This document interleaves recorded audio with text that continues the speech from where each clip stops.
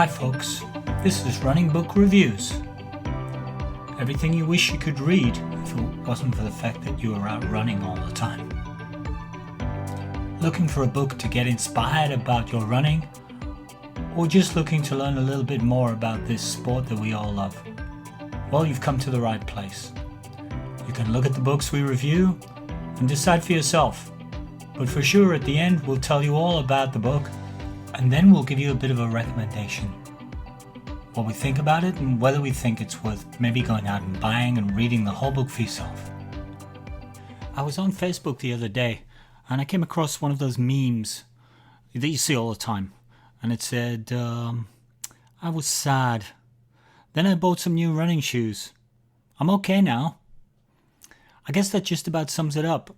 And it's a great intro for the book that we're going to review today, Kicksology by Brian Metzler. My name's Alan Miller, and today we're going to take you through the book, which describes the hype, the science, the culture, and the cool of running shoes. So what are you going to get out of this book review? Well, if you're a runner, and you probably are, then you're already probably quite interested in running shoes, either as fashion or as performance aids. After all, they're the thing that connects us with the ground. This book's just going to get you that little bit more excited about your next pair of running shoes. Do you remember the feeling when you got your first ever pair of real running shoes? This book took me back to that time. I'm a bit of an older runner, so my first pair of running shoes was in fact the very first issue of the Nike Pegasus. Pale blue. Fantastic things. I could not believe the difference in the feel of the shoes. The first ever real pair of running shoes I ever wore. This book is going to give you a little bit of that feeling back again. What more could you ask for from a book? Here's another example taken from a conversation which appears a bit later in the podcast, which I think well illustrates the sort of love affair that runners have with their shoes. Liz, you clearly love these shoes. Why do you love the shoes? Well, I can see you looking at them and you've just got stars in your eyes. I just, that marathon just felt so good. I mean, I took, what did I end up taking? 5 minutes off my marathon time. And it's not just the 5 minutes. It's that, I don't know, I just felt like I finished not so, like the marathon, I didn't feel like the marathon destroyed me. And I mean, I don't know, you put them on your feet and you start running fast, and I'm not sure, there's something about them. They just propel you forward, and it really helps that they're hot pink too. I really like that. The marketing works, they're hot pink. Yeah. I mean, the green pair were pretty cool too, but nowhere near as fast as the hot pink. Not nowhere near as fast as the hot pink. Excellent. Kicksology is broken up into 10 chapters. We're going to go through each of those chapters one by one, talking a little bit about their contents. Also, throughout the book, there are small vignettes given by famous running personalities about their favorite running shoes. People such as Dina Castor, Karagacha, Carl Meltzer, Scott Jurek, and Dave McIlvray. But before getting into the book, let's tell you a bit about the author, Brian Metzler. Brian has run every kind of competition in terms of racing or adventure running that you could possibly think of, and confesses to having run more than 75,000 miles in his lifetime. He's also the founding editor of Trail Runner magazine and Adventure Sports magazine. But what makes Brian the ideal author for the book Kicksology is that he is an absolute running shoe geek. He confesses to having probably worn more than 1,500 pairs of shoes, and the passion and enthusiasm that he has for running shoes shines through every page of this book. In addition, it might not be too great a stretch to say that Brian is in fact the world's greatest authority on running shoes. In Chapter 1, Brian describes to us the shoe industry, his love of shoes and the ambience of the local shoe store. In order to do this well, he gives us some detail about the very famous and successful running shoe store in Naperville, Chicago. He describes how it competes despite the online price and convenience of the internet. Back in the 1970s, running shoes as a market was some strange niche products. Today, in the USA, the market's worth more than $3 billion. This huge market has attracted many of the big retailers, and specialty shoe shops are now challenged more and more to be competitive. Metzler describes a visit to the Naperville Running Company, and you can feel in his description how it feels to be in the care of people who understand, know, and love running shoes. It made me remember a time, maybe 30 years ago, of a friend of mine, Tony. He used to have a pair of running shoes that he had displayed in his house. And I asked him one day, "Why do you have your running shoes on display over your fireplace?" He explained to me that they were the shoes in which he ran the first 1,000 kilometers of his running experience. But in fact, more importantly, he went on to explain to me that before running, Tony had been an alcoholic. And in fact, those shoes represented to him running, which effectively saved his life. This is what running shoes can mean to some people. And this is the taste, the flavor that you get listening to Brian explain the industry. Chapter 2 talks about the history of running shoes. And Brian explains that to us via a visit to his friend Dave Kaiser, who has a collection of hundreds of running shoes, a veritable museum of the running shoe history. All kinds of models and stories associated with those models are discussed. The arrival of all kinds of patents into the running shoes, such as the development of EVA midsoles by Brooks, Nike's Air cushioning, and later on, Five Fingers from Vibram. Chapter 3 talks about the fashion aspects of shoes, the running shoe cool that we all love. Yes, I know we're all interested in the technical aspects of shoes and the performance aspects of shoes, but looks is just as important.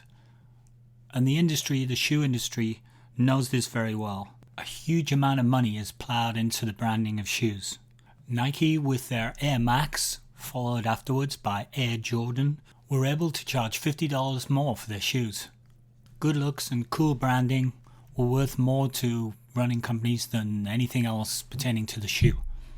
In fact, Metzler observes that down through the ages, given all the developments that we've seen in all of the shoe brands, there have been effectively no real decrease in the amount of injuries observed in the running population, despite all the innovations all through the years. The chapter brought back to my mind the song by Macklemore, Wings, where he talks about the powerful effect of the branding of shoes. Look, if I was to ask you about your favorite running shoe, probably like me, one of the things that you would remember is the color. Chapter 4 talks about the development, the boom, and the subsequent bust of the minimalist shoe movement. Metzler tells us a little story about a guy he met while he was running in the sands of Colorado.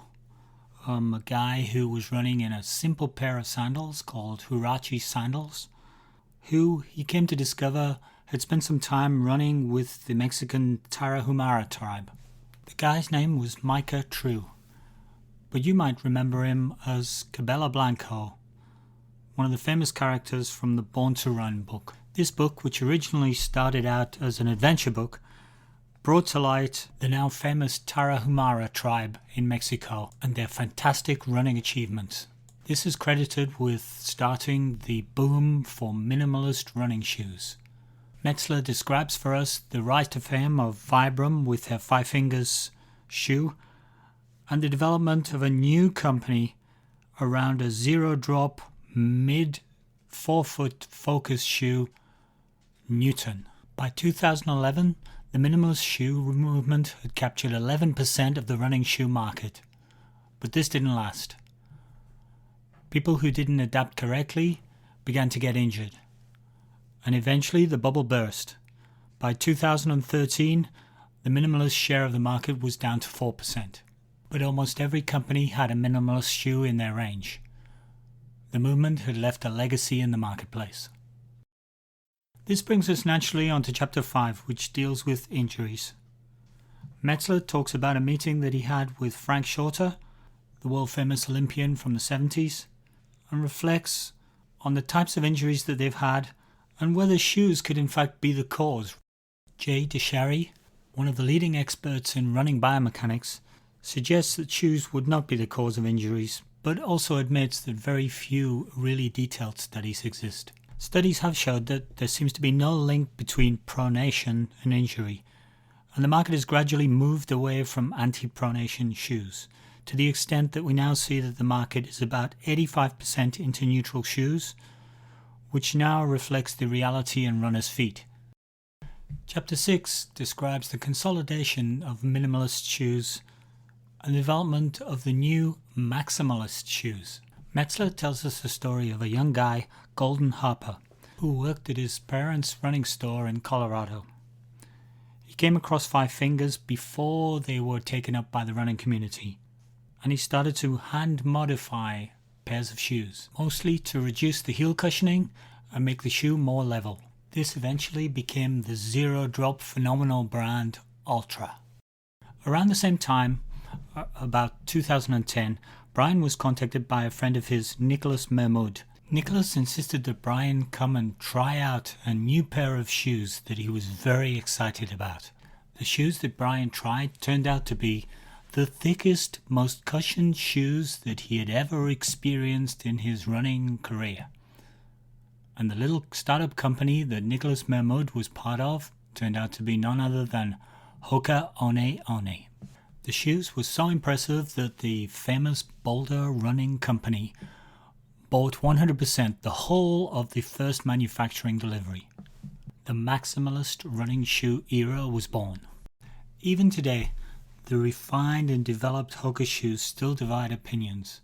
Karl Meltzer was able to set a new record fastest known time for the Appalachian Trail in the Hoka shoe named after him, the Hoka Speed Goat.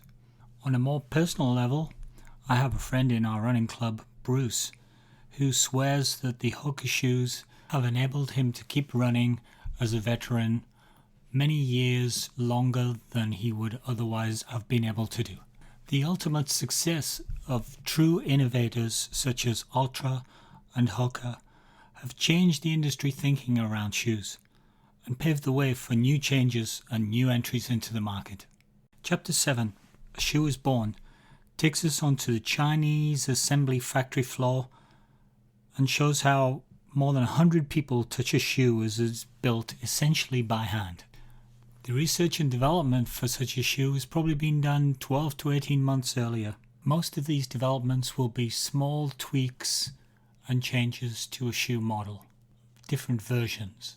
But occasionally there are entirely new innovations, such as we've seen with ASIC's Metaride, Hoka's Carbon X, and Nike's Vaporfly, to name just a few. Metzler also breaks down the cost of shoes for us. Basically, if you're paying $120 for a pair of shoes, then the retailer is probably buying those shoes for $60. And the wholesaler that he gets them from is probably buying them from the manufacturer for around $35. This pricing is the reason why, although many shoe companies have their headquarters in the USA or in Europe, 95% of the world's running shoes are manufactured in East Asia. After showing us the manufacturing shop floor in China, Metzler then takes us on a visit to one of the exceptions in the running shoe manufacturing industry, the New Balance factory in Lawrence, Massachusetts. In existence since 1982, the American factory has had to work phenomenally hard to try to be competitive and efficient to combat the lower employment costs available in Asia. And kudos to New Balance for manufacturing about 25% of their US volume in the USA. Who knows?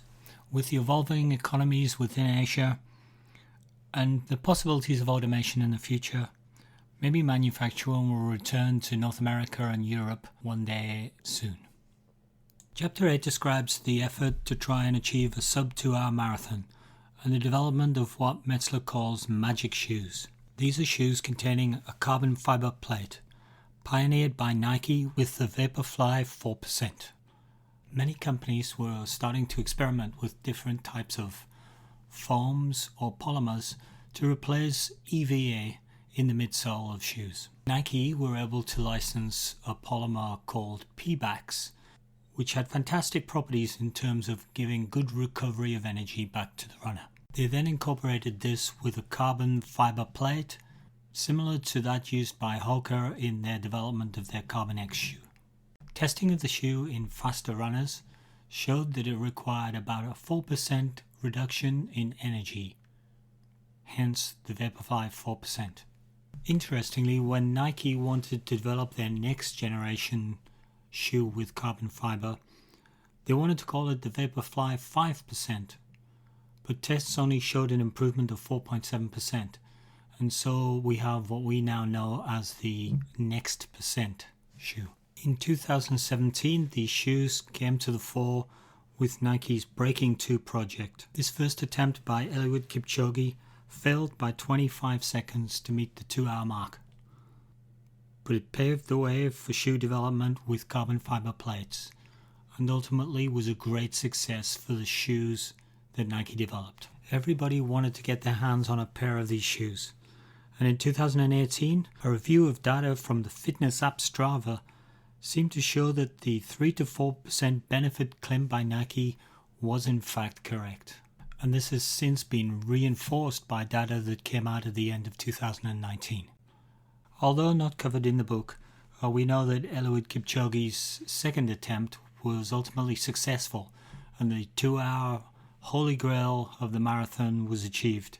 It currently remains to be seen whether the Alphafly shoes that Kipchoge wore will be deemed legal and made commercially available. One thing's for sure, the sub 2-hour marathon run captured the imagination of the public, much in the same way back in the day Roger Bannister broke the 4-minute mile. And this has thrust Nike back to the forefront of running shoes, passing their nearest rival Adidas. Metzler himself describes his own experience with these shoes. At the end of the day, he was quite disappointed. His efforts to qualify for Boston using the shoes ended in injury. However, many athletes were achieving and bettering their personal records. I thought I would speak with one person that I know quite well who has some direct experience with these shoes.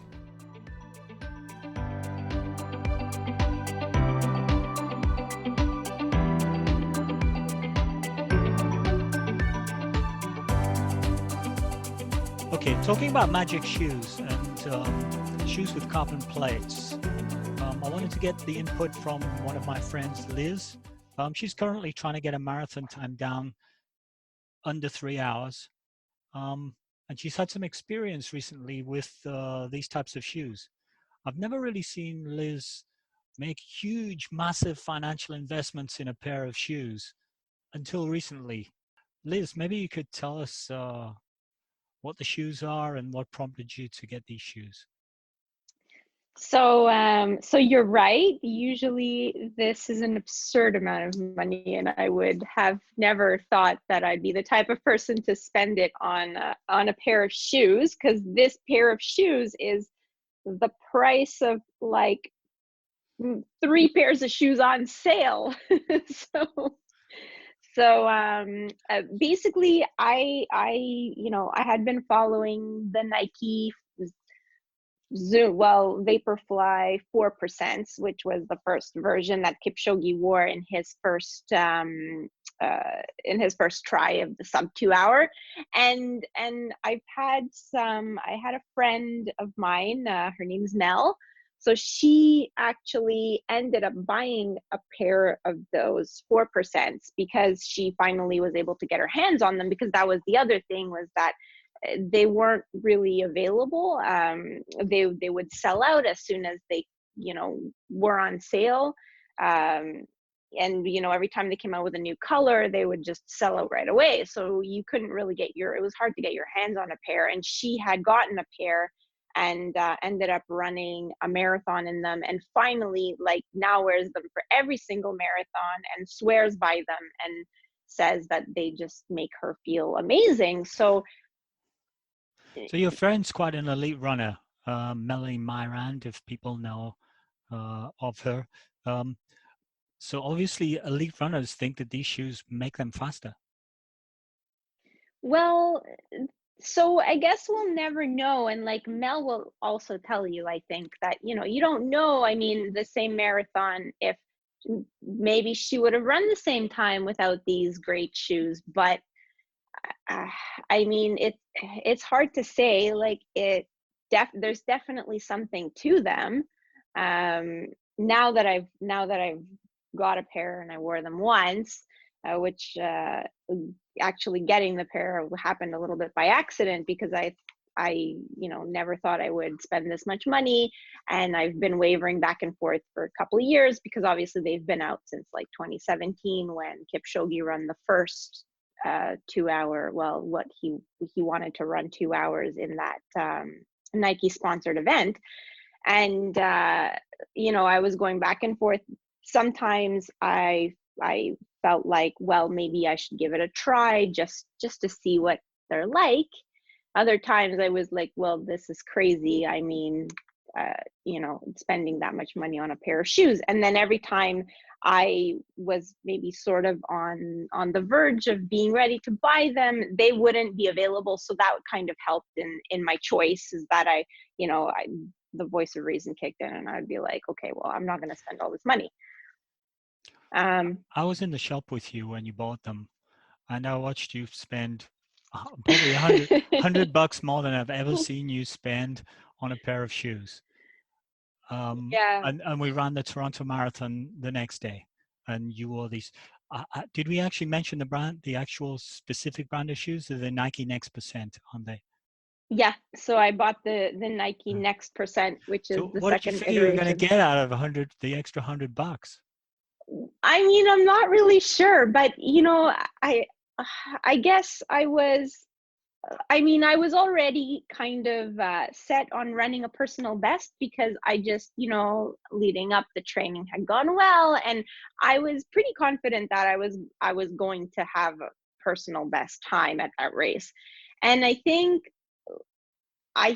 that part of it was that I figured these shoes would seal the deal, like that it would just guarantee that I would get a personal best, even though that sounds completely crazy. So if there was any chance it was going to make you a little bit faster and get you a PR, you wanted that advantage.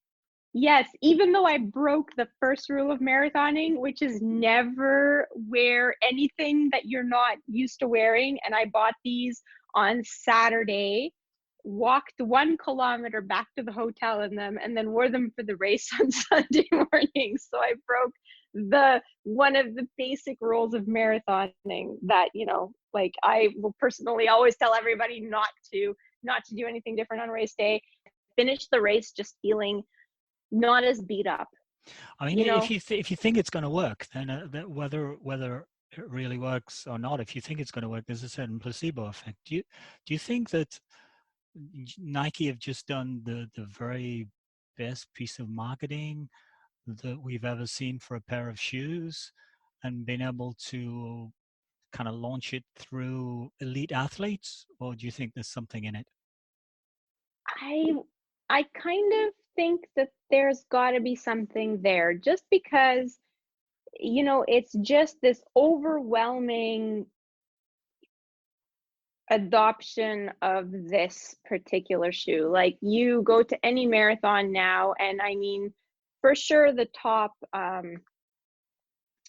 well, first of all throughout the field, you'll just see a sea of like, well, this is the pink one.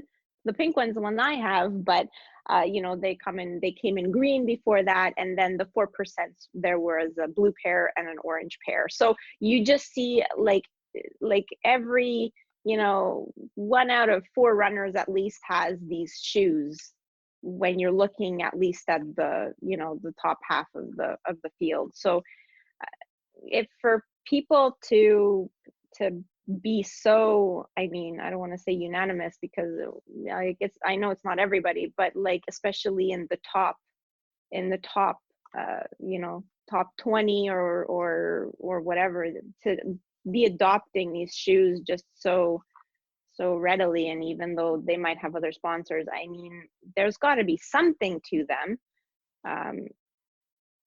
So, And all, I mean, Brian Metzler in Kicksology tells us that they didn't really work super well for him. that's So they obviously interesting. don't work for everybody, but what you're saying is they work for you.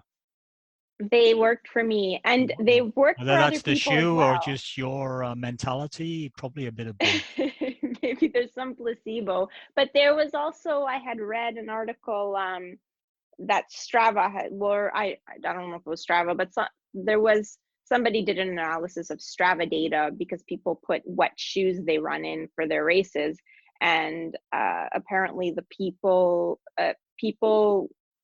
ran like a marathon without the 4%, and then with the 4%, and most, I don't remember what the percentage is, but it was actually surprisingly high, ended up running faster with the 4%, which was the previous, before the next percent, but the same family of shoe.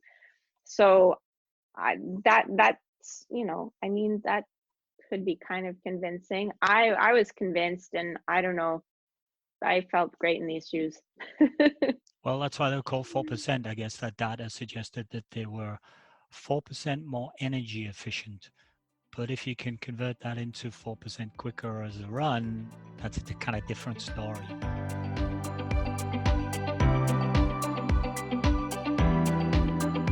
Chapter 9 discusses make-to-order or customized shoes.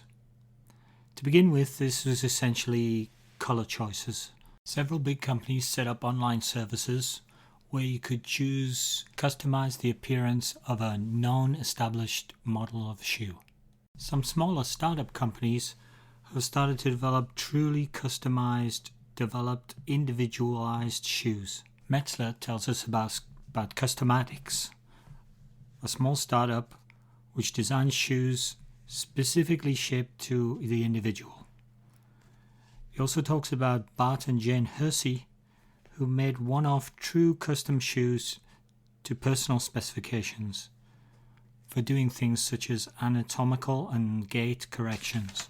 Not mentioned in the book, but in Montreal, where I live, there's a small startup company called Math Sport, where you can get customized shoes made for you by measuring your own feet and sending in photographs online. Bigger companies continue to do research into customization services. We've seen Solomon in Europe launching a project to custom manufacture shoes from analysis that you can have done in their stores. 3D printers have been put to use, with Adidas leading the way in customization research. Brooks is focusing more on how to mass produce customized shoes, and they're working on a project with Hewlett-Packard on feet analysis. All of these projects are inevitably going to lead to premium priced products. But the market seems to be receptive, and people seem to be prepared to pay for these services. I spoke with my running buddy Nestor about his experience with customized shoe service. That all started out of Boston, one of the earlier Bostons that I ran. You were probably there, actually, but went to the expo and went to the Nike booth, and they had this amazing little shoe called, Nike Free. I think that's what they called it from the outset.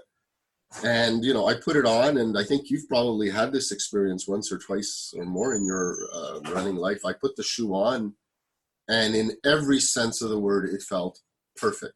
Yeah. I mean, Cinderella moment. It's difficult to describe. Often, we all have different feet. I have a wide toe box and a high arch and all these things. It's extremely rare when you put on a shoe and you have no issue. Usually you put on a shoe and say, oh yeah, it's pressing a little there. I wish it was a little wider there, whatever it is. Putting on the Nike Free, it was like, oh, one of those moments. And right then and there, I said, I'm buying them. And more than that, I'm going to be a complete lunatic, and I'm running Boston in them. It was that good, you know. And I did. And I forget which Boston this was. I did well. My feet did well. There were no issues, you know. So most people say you shouldn't do that. But it just, I knew it was going to work. I knew my feet were not going to suffer. So then, of course, you buy, you know, once those shoes run out after whatever, 5, 6, 7, 8, 9, must have more. So go to the store. And then you realize that they're slowly changing the shoe. And the shoemakers all do it. You know, like you have the perfect shoe. It's like Nike, don't change the shoe, please. For me, it's perfect. I guess I'm not a big enough audience. And then I found out online that you could order online, but not only, and I thought, well, if I could just order a bunch of these shoes, I'll be good for a few years.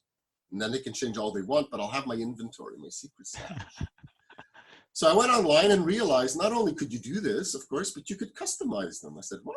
So customizing in the sense that, you know, there's different components, especially to the outside of the shoe, and you could have them in different colors, different patterns, and even on the tongue and on the back of the shoe, you could put in your own text, like a name or something else that would identify that shoe as uniquely yours. And I thought, this is ideal. So I did, you know, I customized it. It was all black, different sort of shades and matte of black, and put in my Ukrainian transliterated name of Hectop, and they were my shoe. And I think I ordered like 8 pair. Wow. I think I called them at the time your ninja stealth shoes, because they were black on black on black. Exactly, and they kind of looked that way, and they were great. Now I think I'm on my last pair, and I don't want to run in it a lot because Nike, of course, has changed the shoe. Yeah, if they even still exist, I don't know. The end of an era. Yeah, but it worked for me. It was fun. You know, I had a consistent running experience. I had the shoe that really worked for me. It was a little bit pricier than going to stores, but for me, it was important enough that I said, heck, you know, I'm going to do this for me.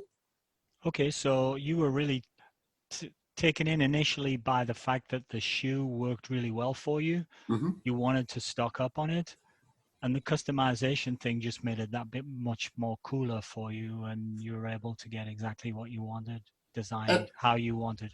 Yeah, and that was part of that audience that was willing to pay that bit of an extra for that experience. Not everyone's either willing or able to do that, but I figured I could lock in that moment, you know, and keep it there on the shelf for a longer period of time. And again, it worked for a while. Okay, do you have any regrets of getting 6 to 8 pairs of identical shoes? No, not at all. Not at all. They did exactly what I wanted them to do.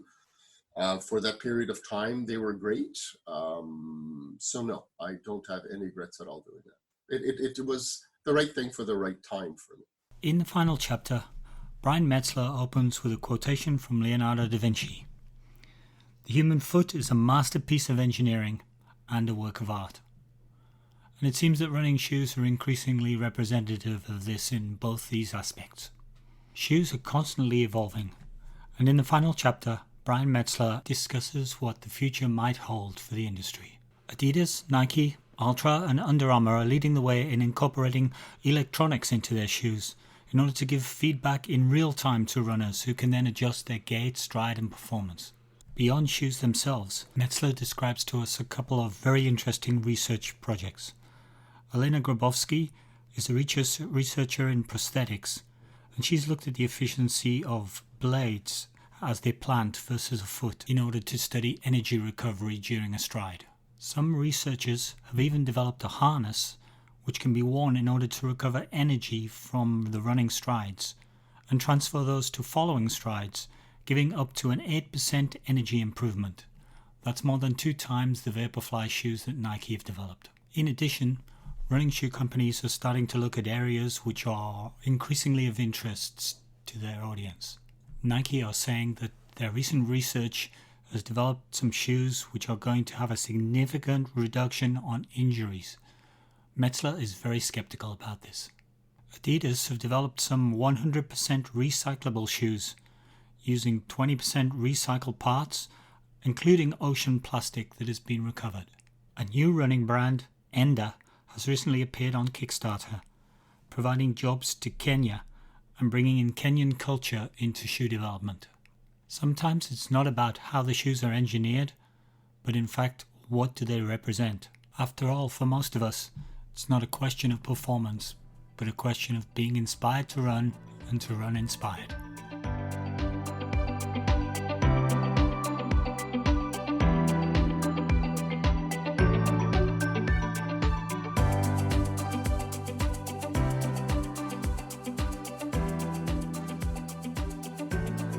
So what's our overall view of Kicksology by Brian Metzler? Well, first of all, I have to say that the book is very nicely produced by the publishers Velo Press from Boulder, Colorado. There are 8 color photograph pages, and the typeset and layout of the book overall is very nice. In addition to the chapters that we've been through, there are a series of pages from famous people in the running community describing their favorite shoes. Also at the back, there are a couple of appendixes. Firstly, showing you how to take really good care of your running shoes, and then how and where to donate your old running shoes. There are a lot of stories that give quite a bit of technical information about running shoe development, quite a bit of marketing and running store experience, and discussions with people who are leaders in the industry of running shoes and running shoe development. This might sound a little dry in terms of subject matter, but the way it's presented is very easy to read, and frankly, on a personal level, I loved it. If you're a running shoe geek like I am, and Brian Metzler certainly is, then you'll love it too. So from a content point of view, I'd give this 5 stars. As I mentioned before, it's beautifully presented, so from a presentation point of view, I would also give it 5 on 5.